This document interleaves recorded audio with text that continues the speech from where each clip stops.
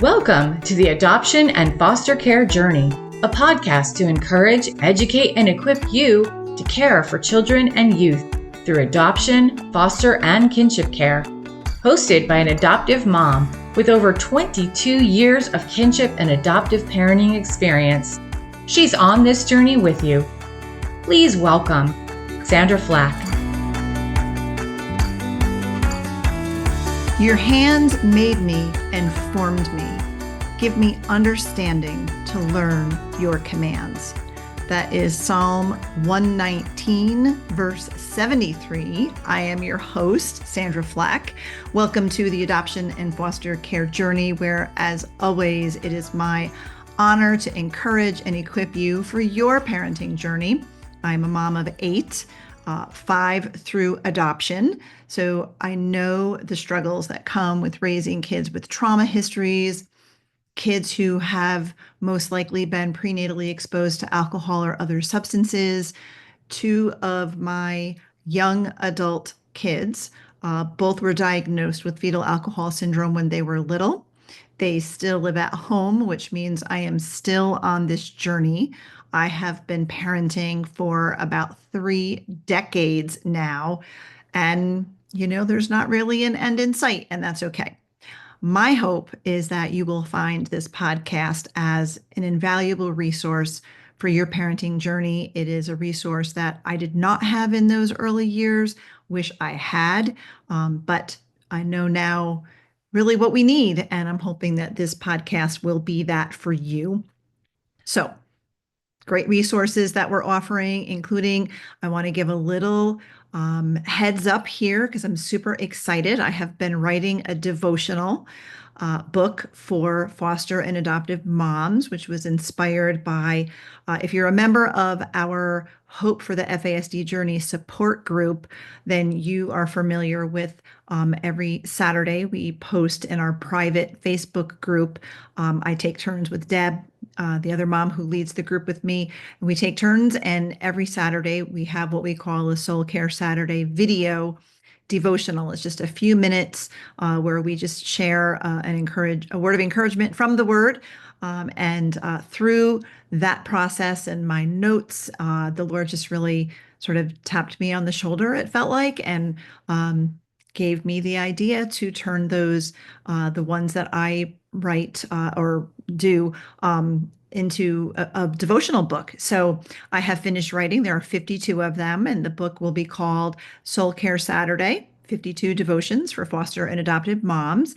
And it is in the hands of my editor right now. And my hope is that it will be available probably late fall. Hopefully we can release it in November for National Adoption Month. But regardless, it is coming. So stay tuned to this podcast and to our social media for announcements. If you subscribe to my website, my blog post, and get the newsletter, you'll hear about it any one of, if not all of these places. I'm super excited about it and wanted to share that with you. So there is that.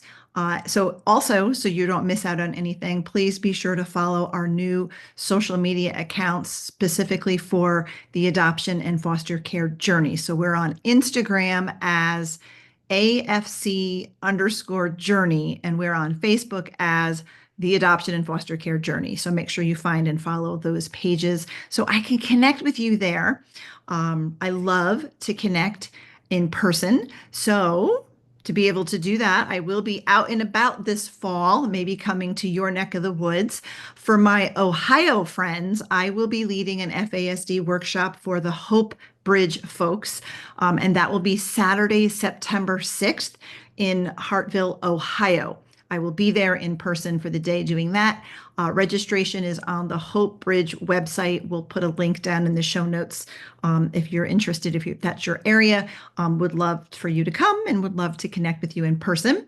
Also this fall, I will be at the CAFO, the Christian Alliance for Orphans Summit. This year, that is in Houston, Texas, October 1st through 3rd, and I will be leading an FASD workshop entitled Hope Beyond Frustration, Incremental Growth Through Simple and Consistent practices. I'll also be hosting a meetup for parents and caregivers of kids with FASD, whether they've got a diagnosis or not. It's just an opportunity for us to all meet up in a room, which the CAFO folks will assign. I don't have that information yet, but it will be just a time of fellowship and encouragement where we can connect with one another.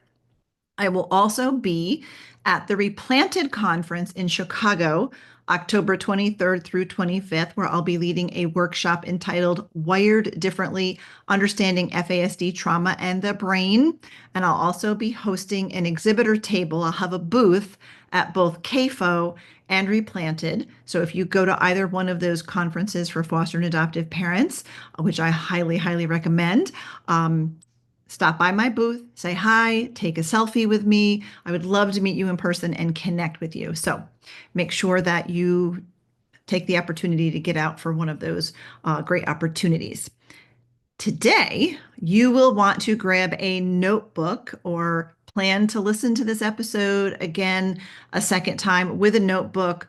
Or, hey, we're pretty modern around here. I can post the transcripts in the show notes. So either way, you can get the notes, the details, if it's something that you want to sort of chew on, because we are super excited to have back Dr. Jerrod Brown. So this episode is the first in a series of monthly episodes on neuroplasticity, neuroscience. And Dr. Brown, we're going to have him on once a month, and we're going to zero in on some of this neuroscience stuff that is so relevant and so important for foster and adoptive parents. If you're not familiar with Dr. Brown, he is a professor, trainer, researcher, and consultant with multiple years of experience teaching collegiate courses. He's the founder and CEO of the American Institute for the Advancement of Forensic Studies.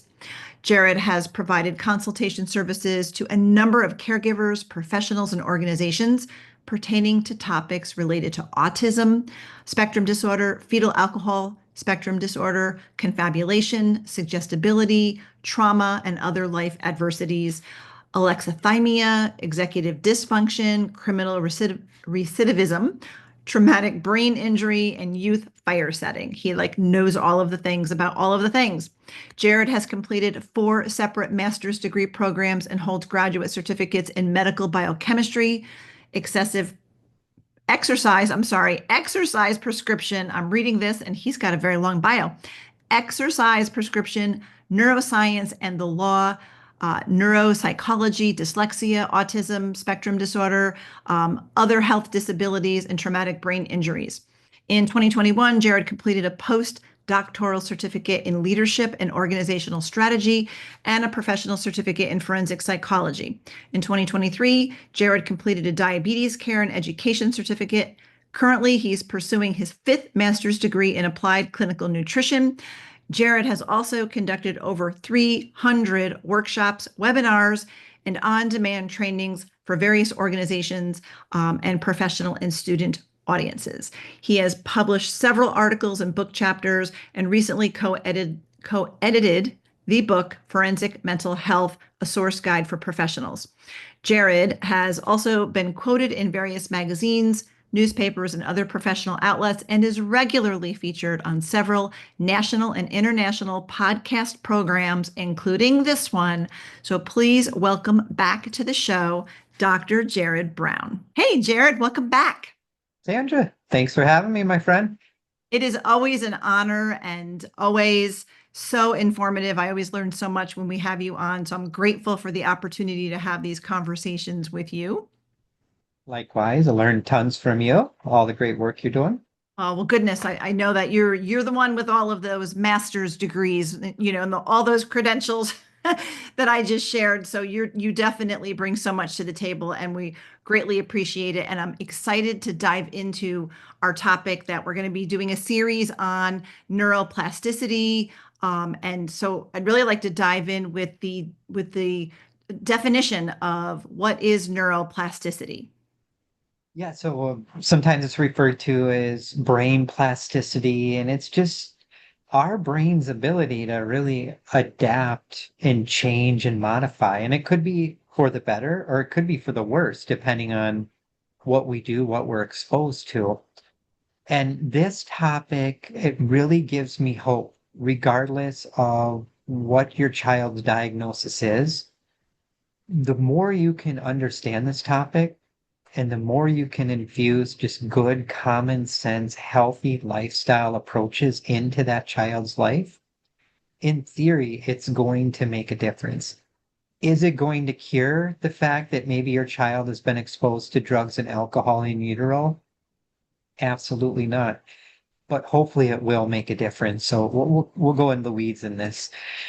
Brain plasticity, neuroplasticity is a really big, complicated topic. There's a lot going on at the biochemical level, at the molecular level. I'm not going to bore people with that.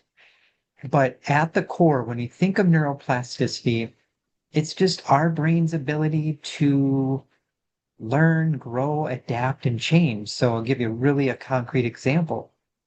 If you read to your child, if you're exposing your child to cognitively stimulating environments, that's good for it, every child's brain.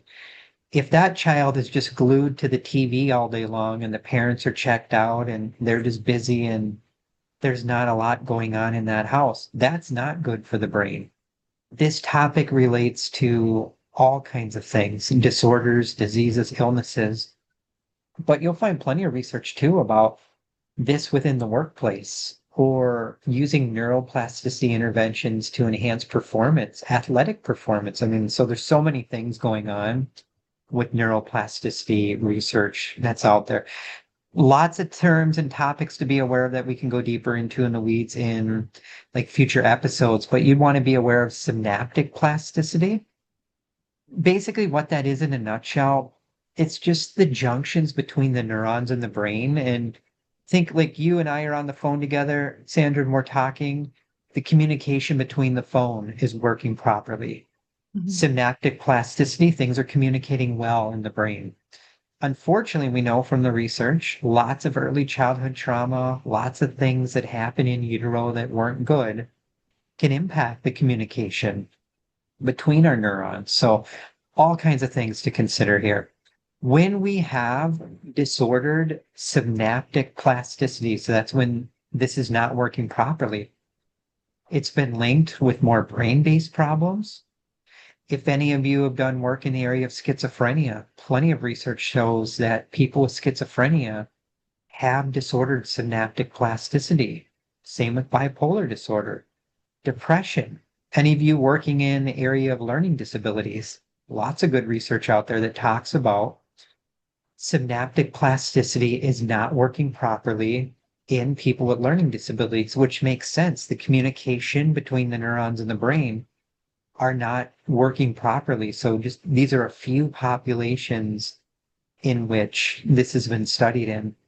Before I pause, Sandra, too, I think one other topic, and there's many more, that I think we want to know what the basics of are of this. Neurogenesis. Really cool topic. Basically, in a nutshell, neurogenesis is the growth and development of our tissues in various places in the brain. The hippocampus, our olfactory bulbs. It really is really cool stuff. There's so much going on with this research out there. And if you're working in any field, it doesn't matter what it is. If it's a parent, if you're a leader, if you're a clinician, if you're an advocate, the more you can learn about these big complex topics and figure out ways to apply it to what you do, you're going to have a better appreciation for these interventions and have a better understanding of maybe what's going on in the brain. Because neurogenesis, when things are developing properly, it plays a role in learning, memory, mood regulation, all of these things. And unfortunately, I know you do a lot of work in the area of FASD. These are all core deficits in FASD. Just go out and Google FASD and neuroplasticity or neurogenesis, synaptic plasticity. This is all talked about in this literature. What are the general things, and there's many of them, that can adversely impact neurogenesis? Well, as we get older, our brains are not working as properly as when we were younger. Typically, again, there's a lot of things to take into account. Maybe somebody later on in life or any point in life sustained a head injury. Maybe there was a car accident. Maybe that child slipped and fell on the ice and had a concussion. Any kind of head trauma can impact neurogenesis. From a dietary standpoint, if that child or adult is consuming really unhealthy foods day in and day out, lots of sugar, lots of highly processed foods, that can impact neurogenesis. If any of you are working in drug and alcohol treatment programs, chronic alcohol use and chronic addictive tendencies can adversely impact neurogenesis, which then impacts neuroplasticity. So before I wrap up and kick it back to you, and I got many more things to think about, why do you want to care about neuroplasticity? Well, it plays a role in learning. That's very important, obviously. It plays a critical role in recovery too. So if somebody is going to like neural rehab because of a stroke or some sort of head injury, neuroplasticity research is absolutely talked about in there. And maybe you're somebody or you're raising a child who's very rigid. They're inflexible in their thinking. They ruminate. Neuroplasticity research provides some different avenues to help people become more adaptable, more flexible, and really more calm and relaxed. So those are all good things. And partially that's related to emotional intelligence as well. So that's a basic overview. Many more things to cover today, Sandra, but I'll stop talking and see what you think. Yeah, so many things come to mind. And I know when I first became an adoptive parent, and really was when I was learning more about FASD, maybe even before my kids got diagnosed, but I never really thought about the brain much previously, right? Until you're parenting a kiddo where this comes into play, you start learning about the brain. I know when I was going through training with TBRI, and I know a lot of our listeners are familiar with trust-based relational intervention and Empowered to Connect, where we start looking at the impact that trauma has on brain development, and then of course, then we see the symptoms of that are the behaviors. So I never really in my life paid a whole lot of attention to thought about the brain, my brain or my children's brains or any of that. Never really had to, but then now as an adoptive parent, it's crucial. It's a vital part of that. So um, you know, neuroplasticity, in my rudimentary understanding of it, enables the brain to learn new skills, to adapt. Why is it important for foster and adoptive parents, especially, to understand this? There's some research out there on neuroplasticity in the first 1,000 days of life research. I think we did an episode on that a We did. while ago. The first 1,000 days of life is day one of conception all the way up to age 2. And that point in a child's life dictates not 100%, but a large percentage of health outcomes throughout the whole lifespan. So in a nutshell, during that first 1,000 days of life, the more positive things going on into that child in terms of development and love and attachment and nutrition and supporting the pregnancy, that all supports healthy neuroplasticity. Unfortunately, we know a lot of kids in the child welfare arena, adoption arena, have had a tough go at it early on from a variety of things. And what are the things that can adversely impact neuroplasticity?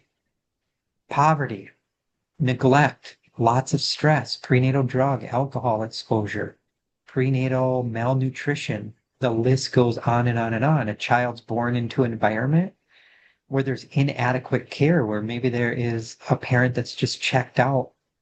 Maybe the parent's dealing with some severe mental health challenges or whatever. These are all things that can adversely impact early and long-term brain development. I want to give people hope. If your child's had all these things going on, it's going to be difficult probably at first, and it may be difficult throughout the lifespan. But neuroplasticity can make a difference here, and I'll give you lots of strategies and tips to consider. When I learn about this topic too, I think it creates more empathy and understanding and patience And I give you an example. If you're raising a child and they have really poor memory, they have a really hard time connecting the dots. They're really inflexible in their thinking and they have a lot of mood instability problems. That could be a reduction in neuroplasticity, the research says. So taking a step back and realizing maybe that child or teenager isn't doing those things intentionally. There's just something in the brain not working properly. And then the parent understands that. They can approach it with more kindness and calmness, which is good because you come in hot and heavy and things are escalated. That just makes things spiral out of control quickly. So I think it does help the parent have a greater understanding and more appreciation for your child's brain differences. And then when that happens, the brain can calm down. And when a FASD brain or whatever brain it is more calm, they're more likely to take in that skill or strategy or intervention than when it's very dysregulated. Yeah. So when, if we're talking, a brain difference, like you just described, discipline and correction consequences isn't going to change the way the brain works. We have to come in and understand that the brain works differently and there's different approaches that will be much more effective. Definitely.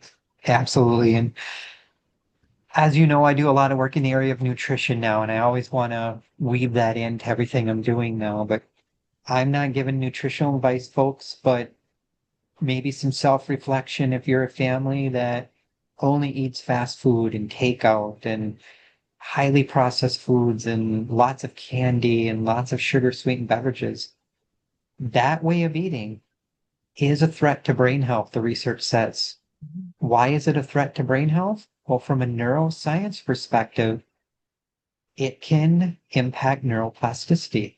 Why does it impact neuroplasticity? Because it contributes to brain inflammation. That way of eating tastes good, but our bodies react by increasing inflammation and all kinds of not so good stuff. Over a long period of time, that way of eating day in and day out can adversely impact the blood-brain barrier. Think of the blood-brain barrier as almost a force field, a protective shield in our brain that keeps the bad stuff out and tries to keep the good stuff in. So diet has a lot to do with this. So if you're eating a diet that's high in inflammatory properties, which would be fast food, sugar sweetened beverages, foods that are loaded with all kinds of ingredients you cannot pronounce, lots of dyes and all kinds of things like that. Lots of processed meats, things that are just high glycemic intake, where maybe you have a sugar crash. It spikes your sugar levels and then crashes them. Not good for the brain and body, not good for the gut. You and I have talked about the gut-brain axis several times over. And if you just cherry pick out of the nutrition literature, what does excessive sugar consumption say from a neuroscience lens? If you're one who eats a ton of processed sugar, and if your child eats a ton of processed sugar day in and day out, you will find studies that have shown it does contribute to inattentiveness in some cases, memory issues, hippocampus dysfunction, learning problems, lower academic achievement. A couple studies have found that it may play a role in more mathematical difficulties, nervous system dysfunction, neurodegenerative issues. As that person gets older, it may set them up for more neurodegenerative kinds of issues. And the list goes on. So diet has a lot to do with this. And there's a really strong argument to be made. Take my opinion out of it and just look at the research. If you are raising a child who's had a really complex prenatal or early childhood history, working with all the good people you probably work with right now, therapy, psychiatry, speech and language, sensory, but on top of that, nutritionist, registered dietitians would play a major role in helping your child improve overall functioning. Yeah, that's so good. I don't think we can ever stress nutrition enough and how important that is, right? Throughout our lifespan. And speaking of lifespan, does the brain remain plastic, so to speak, throughout a person's life or just in childhood? Throughout the person's life, obviously earlier intervention typically is the key. Earlier we can infuse these things, the better.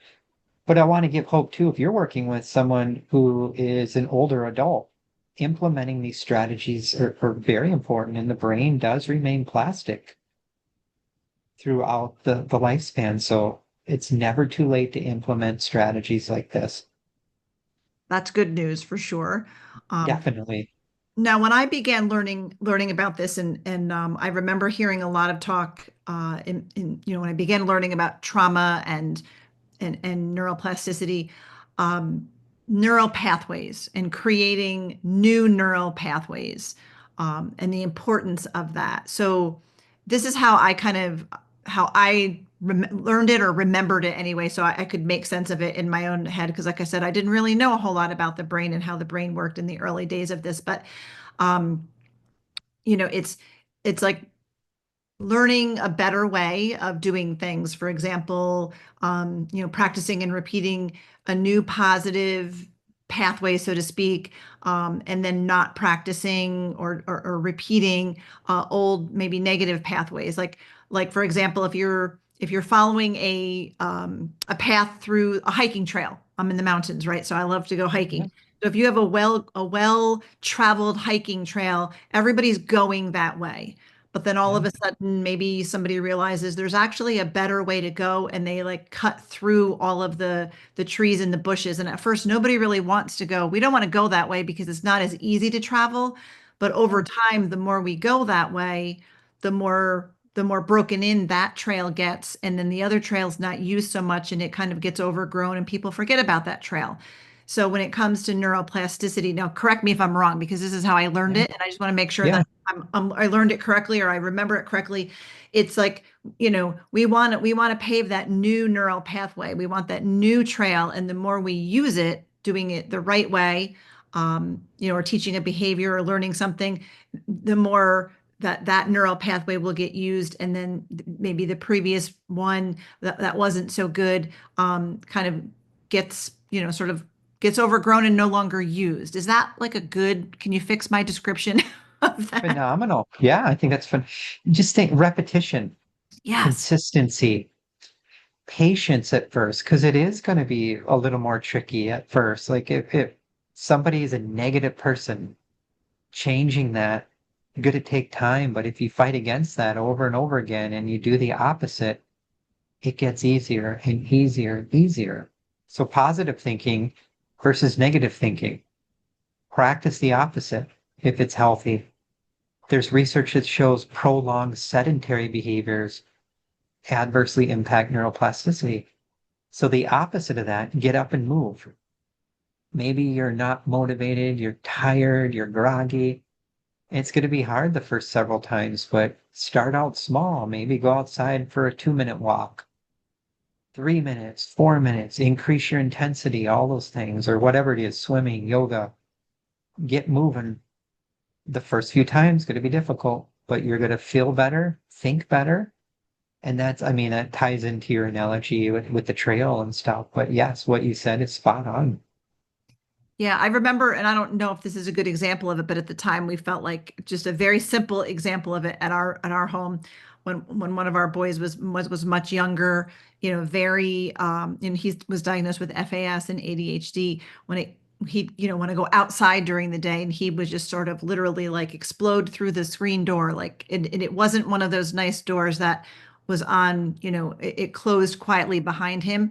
It just, slammed shut, and he would be in and out all day long, and it would be like slamming all day long. And now I look back and I feel like we set the poor kid up for failure because we could have just put in a better door. So it didn't happen to him. But what we started doing when we learned about this neuroplasticity was we would have him come back and close the door properly. So every time he ran out the door and it slammed shut, we'd go back and show us how you shut the door properly. So over time, he would get that muscle memory, I guess, Yeah. of going back and doing it the right way. And eventually he did, after probably 1,000 times, did learn how to shut the door properly. So is that an example of that practice and repetition and learning the new way of doing something? Yes, and you said 1,000 times. Obviously, I know you're exaggerating, but I don't know. it's probably going to take more with someone who has FASD. I'm going to be brutally honest. I mean, because of the prenatal damage that occurred, but repetition over and over and over again. Yes, there'll be some things that are probably way more complicated that you wouldn't want to do, but keeping things simple, concrete, developmentally appropriate, and looking at it through the long game. This is not something that's probably going to be changed in a day or two. You might have to do it over and over, week after week, but it usually gets better with time, depending on what it is, of course. But yes, that would be a great analogy to consider. And there's a lot of other practical strategies and interventions I could share with you guys if that's okay. Sandra Flach, host of the Adoption and Foster Care Journey podcast, and FASD educator Debbie Raymond invite you to join Hope for the FASD Journey, a virtual support community for parents and caregivers raising individuals with fetal alcohol spectrum disorder, diagnosed or not. This faith-based support community meets online 3 times each month, features special VIP guests, and a private Facebook group for members only, which includes Soul Care Saturday video devotionals led by Sandra and Deb. Both Sandra and Deb are adoptive moms raising kids with FASD and facilitators of the Facets neurobehavioral model. For details and to register, visit justicefororphansny.org/hope-community. That's justicefororphansny.org/hope-community. So, Dr. Brown, I remember when I was learning about getting some of my FASD training, and I remember seeing diagrams of, I believe it was a neuron, like would it be called a neuron? It was covered with myelin sheath. Is that like am I remembering these things correctly? Yeah, so when that's working, the signals can bounce back and forth way Yes. more better. Yes, and so I remember, so it's almost like coding. I think of it as plastic coating on wires, right? Yep. And in the diagram that I saw, and it was a drawn diagram, in a neurotypical, neural pathway, that coding is on those wires, so to speak. But then in an FASD brain, a lot of times that myelin sheath, that coating is either missing or it's not there or whatever. So there's an effect on that. So, and I know we're going to dive deeper into FASD in another episode with neuroplasticity, but overall, because we're talking about, talking with, our audience is adoptive and foster parents, is it possible to improve our child's brain plasticity? Like, I know you were going to share some examples on what to do. So could you share a little bit about what can be done? The short answer is yes, things can get better. Absolutely. Things can definitely get worse if we do the opposite. So generally speaking, if you look at the general neuroplasticity research, and this can be applied to any human being, getting better sleep, definitely at the top of the list. Our brain chemicals work better. Everything's better when we're more well rested. Most people with FASD do not get good sleep. So really targeting good sleep. In the general literature, just getting a volunteer job can be helpful. Something practical, doing something different, using your hands, using your brains, gardening. There's some really cool stuff out there in neuroplasticity, just getting out there and gardening, using your hands. I'm giving a talk, I think next week, and I'll be talking about chess, playing chess and neuroplasticity. Again, most of these haven't been studied specifically within the context of FASD, but why not? I mean, why can't you play chess, teach someone to play chess or a board game, learn an instrument, read more, listen to music, There's some good research on positive thinking and neuroplasticity. So the more you can teach that person self-compassion, gratitude, and joy, and that can be very hard, especially if someone has really profound trauma or attachment patterns. It does get trickier, no doubt about it. Hope and empowerment interventions can be very, very helpful. If that client or person has more hopeful thinking and they feel more empowered, their brain and body will work better. Neuroplasticity ties into that very nicely. Tons of good stuff on exercise, physical interventions. High intensity aerobic exercise has been studied within this: running, yoga, Tai Chi, walking. So that the person will say, well, I don't like exercising. Well, walking. We all have to walk. Obviously, if there's mobility issues, maybe we could do seated yoga or heated pool therapy. There's always something we can typically do in most cases, but there is some good research on the simple act of walking. And it's been shown to play a role in all kinds of good processes in the brain. There's a case I consulted on, I don't know, a while ago as an adult client with a neurodevelopmental disorder.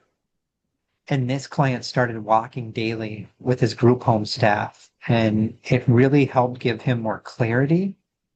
It slowed his brain down. He was more patient. He had less behavioral problems. It woke him up during the day. He always had a lot of daytime fatigue, dealt with tons of anxiety and worry. All of these things were helped by walking. For me, if I'm ever stressed out, I'll go for a walk. I usually feel better. If I don't feel better, I'll go for another walk. It always works for me. Yoga. Yoga is medicine. Again, I'm not advocating for you go out and do yoga unless like you're trained or you've gotten the clearance from your doctor, but there's some really good research on yoga and neuroplasticity and all kinds of other cool brain stuff. What about a practical strategy where maybe the client is adamant, I don't want to go out and exercise?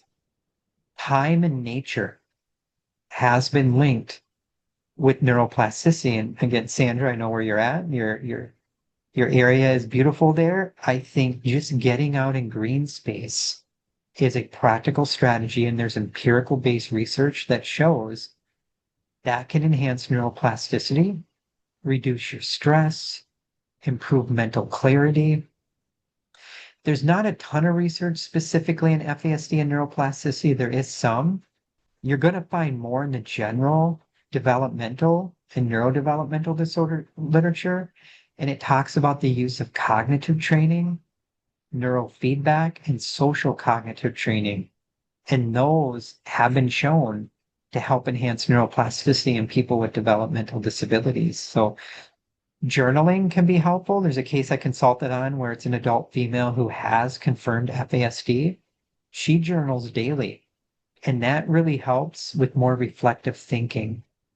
And some other things I don't think we think about that I mentioned to you before we started the recording today, and I'll talk about this in greater detail in that training coming up.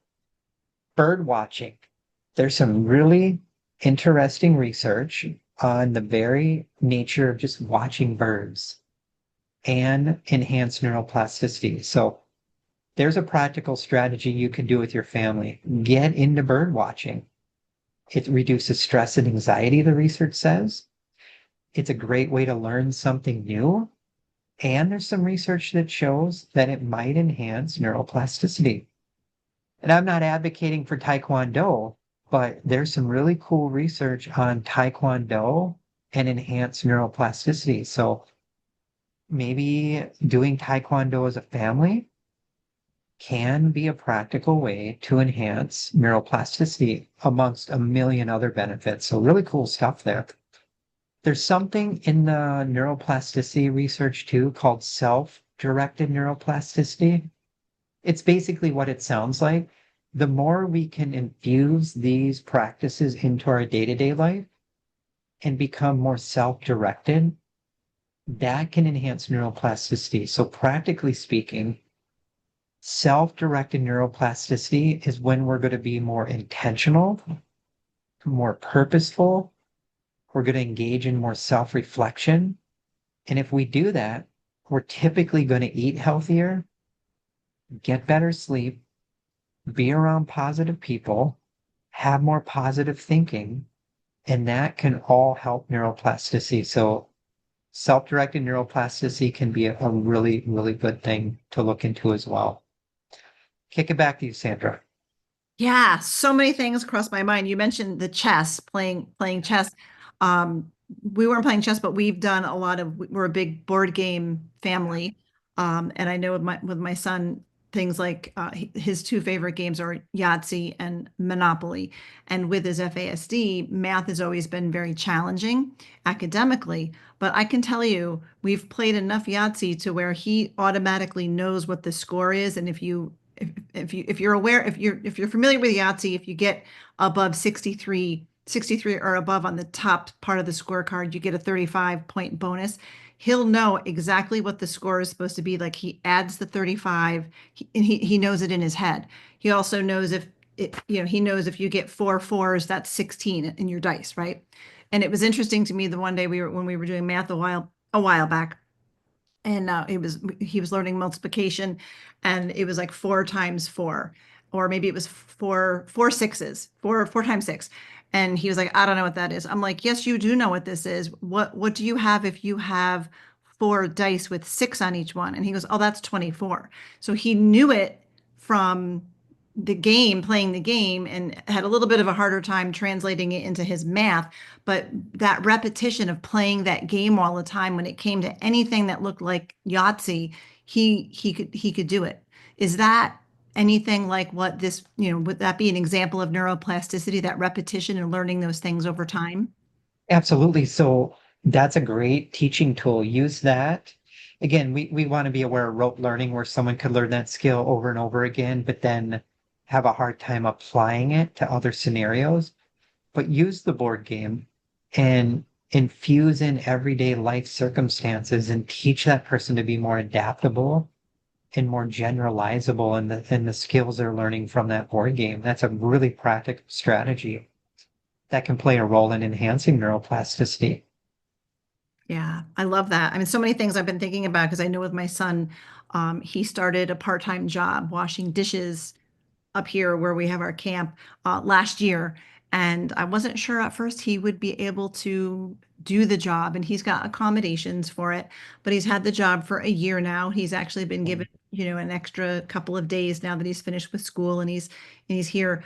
But I've seen that translate into him being able to do more other things that I also didn't think he would be able to do. So, and I don't know if it's confidence building, but just being out and being in the community, and having this positive outlet, and not sitting in front of a screen. That was the other thing I was going to ask you, because in all of these things that you're sharing, right, none of it involves sitting in front of a screen, which so many of our kids do, and sometimes that's all they want to do, and that becomes a battle at home. And I'm sure, I'm not a doctor, right? But my guess would be the more the more time an individual spends on a screen, that's kind of adverse to actually improving neuroplasticity. Correct. Yeah. Simple answer is definitely. Excessive screen time exposure is a threat to brain and body health. Yeah, for sure. So getting our kids outside, making sure they're getting that sleep, good nutrition, the basic things, right? It's not this part is not rocket No. science, right? We're talking about the brain, but this is not rocket science. These are the things that benefit our kiddos. Fresh air, natural sunlight in the morning when we wake up for circadian rhythm alignment. Fix the gut if the gut's off. All these things you and I talk about over and over again, the common themes come up. These are the foundational things. Take care of your dental health, big connection between dental health, heart health, gut health, brain health. Take care of your skin health. I mean, our bodies are so interconnected. Yeah. So important, the things that, that we can do. And our audience, primarily adoptive and foster parents. So, and this will be an ongoing conversation because you're going to come back each month and we'll dive deeper and cover it from different angles. But what can parents do today? Like there's lots of different things that you talked about, but if we could zero in just on like the top 3 that anybody could start doing today to help our kids with neuroplasticity, what would you say they should be? Get better sleep, optimize your nutrition in conjunction with your healthcare provider, and get moving. Reduce your sedentary behavior and get off that screen as much as possible. Those would be kind of the top 3 that can be applied to anything, I think. There are many more to consider, but those are my top 3. Yeah, and we can start them today for sure. As we wrap up, Dr. Jerrod, anything else that you want to share on this topic today? If you're on the fence still and you don't know if you should be learning about this, the takeaway is enhanced neuroplasticity can play a role in better learning, better decision making, enhanced memory. It can play a role in improved problem solving, and it can play a role in just living a more healthy, well-balanced life. So this should be a foundation, in my opinion, to any treatment, intervention, case management plan. The more you can understand neuroplasticity and use that as maybe a foundation to build off on, I think that's the way to go, in my opinion. Yeah, and it's not one and done. This is a practice, keep repetition, right? Throughout our entire life, yes. Yeah. So such good stuff you always bring to the table, Dr. Jerrod. So grateful. I know we're going to be covering more topics in future episodes. We're going to look at neuroscience and the aspects of attachment, adverse childhood experiences in neuroscience, prenatal trauma from a neuroscience perspective. And of course, next month in September, we're going to look at FASD from a neuroscience perspective. So all important topics for our listeners, especially adoptive and foster parents. So thank you again, Jerrod, today for coming on. You always leave us with, practical advice. You always give us something to think about, and I greatly appreciate all that you bring to the table for us. You're welcome. Thank you for having me back. I really appreciate it. We always love having you. Thanks so much. And thank you for tuning in to the Adoption and Foster Care Journey podcast this week. I hope that you were informed and encouraged by my conversation with Dr. Brown. I always am. He brings so much to the table. Again, if you feel like it was a lot, listen again, listen through a second time and with a notebook and take some notes. And there's also, we'll post the transcripts in the show notes. They're tedious, but you can read through them that way without having to write anything down. But listening a second time, I always find helpful. And then I can, write some things down and do some takeaways that way because it's just such important information. And we're going to be doing 5 episodes on neuroplasticity, and the way it would be for us to understand when it comes to FASD, when it comes to attachment, things like that. We did a whole series of episodes with Dr. Jerrod Brown a few years ago. We like 20 different episodes. I think we called them What Every Adoptive and Foster Parent Should Know or Needs to Know. And if you go to our website, so you would go to justicefororphansny.org and then click on the Adoption and Foster Care Journey or click on podcast. Our website is just about to be, the updated website is just about to be released. So you'd find the podcast. And so we have them separated out in a different section so that you don't have to scroll back through 2 or 3 years worth of episodes to find the ones with Dr. Jerrod Brown. They're in a separate section and labeled so that you can find them there.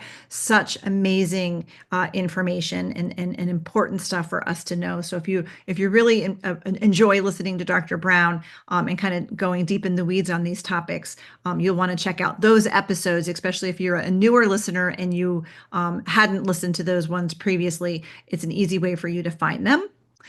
because we want to encourage you. We want to equip you. We use this podcast to do that. We also have our Hope for the FASD Journey online support group community. If you are parenting kiddos with FASD, or even if you just suspect it, maybe you're pretty confident, but you didn't get that diagnosis, this group is for you.